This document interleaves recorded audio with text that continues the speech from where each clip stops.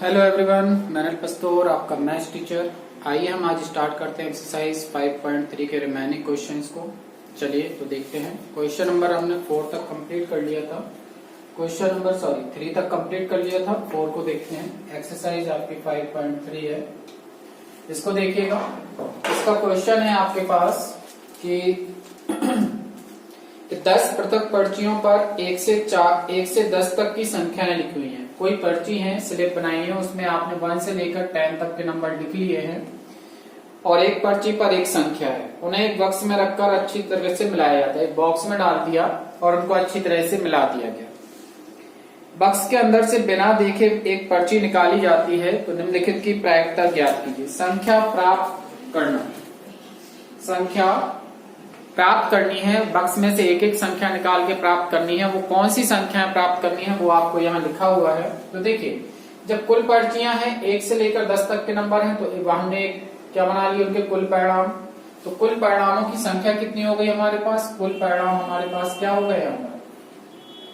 कुल परिणाम हमारे पास आ गए 10। काउंट करो, 1 2 3 4 5 6 7 8 9 10 है हमारे पास कुल परिणाम। अब वो कह रहा है संख्या 6 प्राप्त करना। तो बताइए 6 प्राप्त करना है तो 6 तो इस पूरे परिणाम में कितनी बार आ रहा है? एक बार आ रहा है। तो प्रायिकता देखिए क्या हो जाएगी।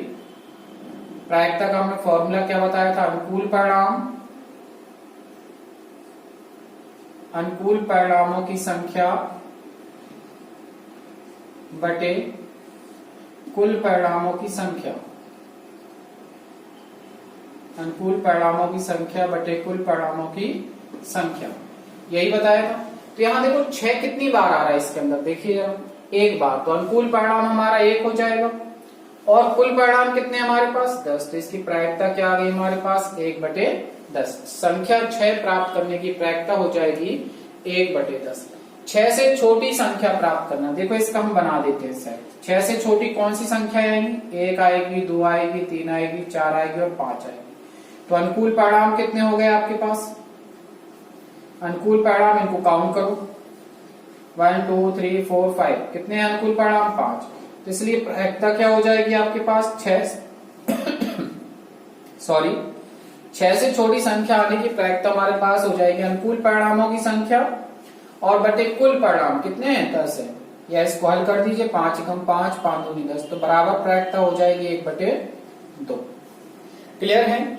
यहां तक बिल्कुल क्लियर होना चाहिए। अनुकूल परिणाम मतलब जो संख्या के बारे में बात कर रहे हैं वो उसका अनुकूल परिणाम होगा, ठीक है। और इसके बाद जो और बात कर रहे हैं वो उसकी कुल संख्या आपके पास पहले ही से लिखी हुई है कि कुल संख्या क्या है हमारे पास। तो कुल संख्या हमारे पास 10 है और अनुकूल परिणामों की संख्या 5 थी, कैंसिल कर दिया हमने। 5 1 जा 5, 5 2 जा 10, तो 1/2। अब थर्ड कह रहा है 6 से बड़ी संख्या। तो 6 से बड़ी संख्या देखिए कौन कौन सी होती है? 7 होती है, 8 होती है, 9 होती है, 10 होती है।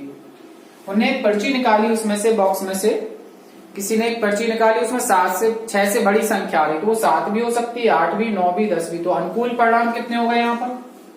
अनुकूल परिणाम कितने हो गए हमारे पास? 4। अनुकूल परिणाम हमारे पास कितने हो गए? 4। तो प्रायिकता कितनी हो जाएगी? 4/10।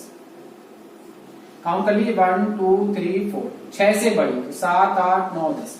तो 4/10। कैंसिल करो इसको, 2 दूनी 4 और 2 पंचे 10। तो हमारे पास प्रायिकता आ जाएगी 2/5। बिल्कुल सिंपल है। फॉर्मूला पर याद रखिए कि अनुकूल परिणामों की संख्या बटे कुल परिणामों की संख्या। एक अंक की संख्या, चलो 1 से 10 तक में एक अंक की संख्याएं कितनी आती हैं? 1 आता है, 2 आता है, 3 आता है, 4 5 6 7 8 और 9। ये सभी एक अंक की संख्या है। 10 में कितने अंक हैं? 2 अंक, इसलिए इसको नहीं लेंगे। तो अनुकूल परिणाम हमारे पास कितने हो गए हैं? 9। काउंट कर लीजिए इनको। अनुकूल परिणाम हमारे पास कितने हो गए हैं? 9। तो इसलिए प्रायिकता क्या होती है? अनुकूल परिणाम बटे कुल परिणामों की संख्या, तो हो जाएगी 9/10। ये आंसर हो जाएगा। तो इस प्रकार से इस क्वेश्चन को करना था। जल्दी से स्क्रीनशॉट कर लीजिए।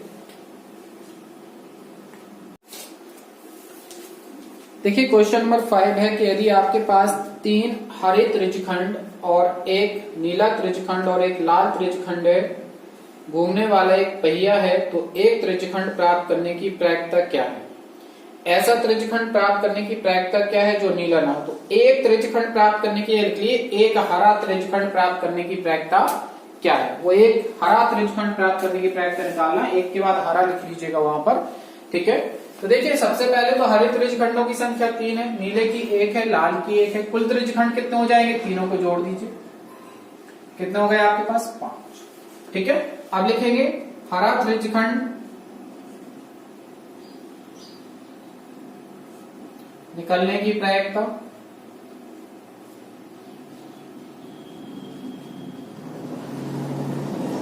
हरा त्रिज्यखंड निकालने की प्रायिकता बताइए। हरे त्रिज्यखंड कुल कितने हैं 3, तो अनुकूल परिणाम 3, और कुल त्रिज्यखंड कितने आ गए 5, तो प्रायिकता क्या हो जाएगी 3/5। इसी प्रकार वो कह रहा है कि नीला त्रिज्यखंड ना निकलने की प्रायिकता, तो नीले को छोड़ दो, शेष कितने हो जाएंगे 3 हरे हैं 1 लाल है, कोई भी निकल सकता है। तो लिख दीजिए निकाला गया त्रिज्यखंड या नीले त्रिज्यखंड ना होने की प्रायिकता, नीले त्रिज्यखंड के ना निकलने की प्रायिकता, तो नीला नहीं होना चाहिए, बाकी कोई भी हो सकता है। तो लाल और हरा इन दोनों को जोड़ो, कितना हो गया 3 और 1 4, और बटे कुल परिणाम कितने हैं 5, तो 4/5 हो जाएगी हमारे पास प्रायिकता। कोई भी प्रॉब्लम है तो फिर क्लास में आप डिस्कस करेंगे जब क्लास स्टार्ट होगी, ओके। इसको नोट कर लीजिए।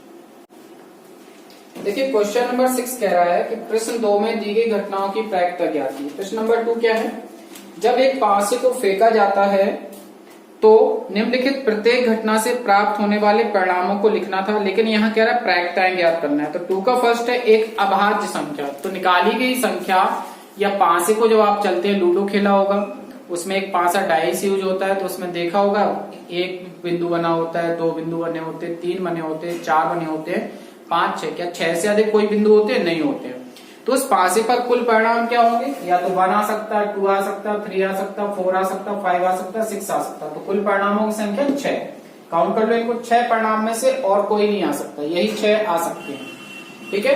अब वो कह रहा है कि अभाज्य संख्या, तो अभाज्य संख्या क्या होती है, अभाज्य संख्या 2, सबसे छोटी अभाज्य संख्या 2 हो जाएगी, फिर 3 हो जाएगी और उसके बाद 5 हो जाएगी। तो अनुकूल परिणाम कितने हो गए आपके पास, अनुकूल परिणाम हमारे पास हो गए हैं कितने 3। इसलिए प्रायिकता क्या हो जाएगी, अभाज्य संख्या आने की प्रायिकता आपको पता है फॉर्मूला, अनुकूल परिणामों की संख्या बटे कुल परिणामों की संख्या, हल कर दीजिए 1/2 हो जाएगा। क्लियर है, यहां तक क्लियर हो गया होगा कि पहली क्या आ जाएगी 1/2। अब इसमें कह रहा है एक अभाज्य संख्या नहीं, या तो एक में से इस प्रायिकता को घटा दीजिए अभाज्य संख्या होने की, या फिर अभाज्य संख्या नहीं। कौन कौन सी संख्या अभाज्य नहीं है, 1 नहीं है, 4 नहीं है, 6 नहीं है। आपको क्या ये पता है कि अभाज्य संख्या किन्हें कहती है, तो ऐसी संख्या है जिसमें केवल स्वयं का भाग जाता है, वो सभी अभाज्य संख्या है। तो मीन्स सबसे छोटी अभाज्य संख्या 2 3 5, इसमें केवल स्वयं के भाग जाते हैं, ठीक है, या जिसके केवल 2 ही फैक्टर हो, एक तो 1 और दूसरा वह संख्या स्वयं।